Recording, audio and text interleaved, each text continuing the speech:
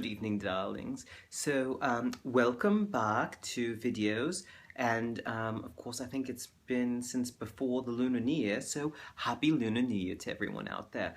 Now, you have noticed probably, if you've been following me for a while, it's been about a month that I've been on hiatus, and there are many factors of why that has happened, and if you follow my Tumblr, you've heard a little bit about that. So I'm not going to sort of go into the details. I think they're rather boring for anyone out there. Anyhow, suffice to say, there's sort of been a decrease in interest, so to speak, for my little niche of a channel here, and I bear no grudges for that. I understand, we all have our interests, and sometimes you're more into one thing or another, and that's fine, darlings. I hold nothing against anyone for that.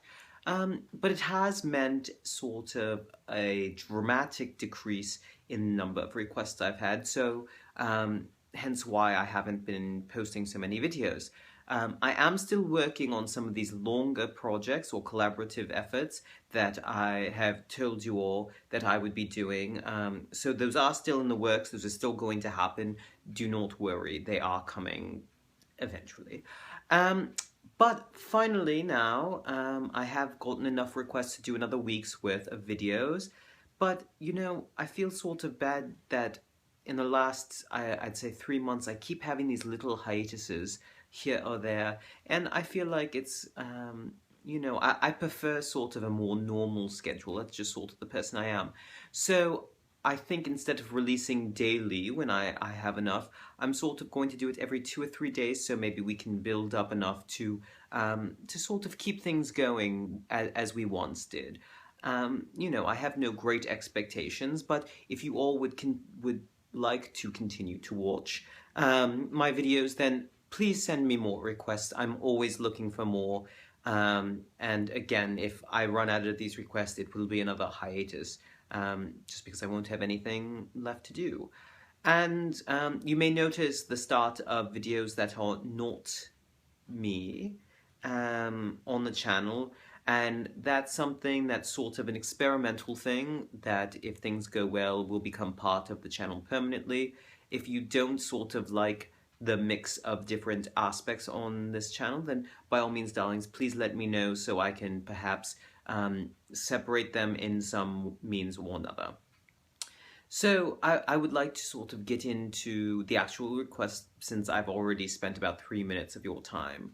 So this is from the lovely YouTube user DisneySeeker, who asks, what is your favorite childhood memory of Legolas from when he was a young elfling? Oh, darling, you do know just what I enjoy talking about.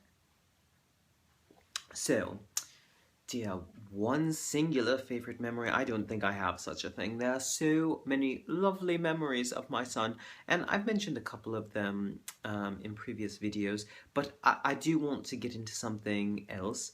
So, sort of proud odder moments that I've had over the years. That's really what I'd like to focus on tonight. So, let's see. Oh, this one. I believe Legolas, he wasn't sort of, I guess he had been walking at this point, obviously, but he still was not sort of able to carry himself fully yet. I think he must have been his early 20s. He was still very, very small. And, he was sort of toddling about. He had somehow gotten away from one of the many servants that's supposed to be watching him, and one of my own servants was being neglectful in their duties. I think there had been sort of a party and a lot of drinking, which is the excuse I will give for them, whether or not it was the case. And so some of my crowns had, I often will try a couple different ones on to decide, and they'd been sort of strewn about, and, he had broken away from his caretaker, and, I had heard some sort of rustling noises going on in my room, and so I went to sort of check on what it was, and I come in, and sitting around his throat was one of my many crowns, and he can't quite see over it. I think it was up to his eyes. Um, I don't even remember exactly what it was made of. I think it was something with oak leaves and acorns and some maybe yarrow or something. It was a fall crown of some sort, and the poor thing couldn't quite get out of it. He was trying to pull it down to pull it off, but it was quite an adorable sight. And when I asked him what he was doing, he said that he wanted to look the part of a baby king. A baby king, isn't that so precious? He didn't know the word prince, I suppose, for some reason. So he assumed it was king, daddy king and baby king or something like that.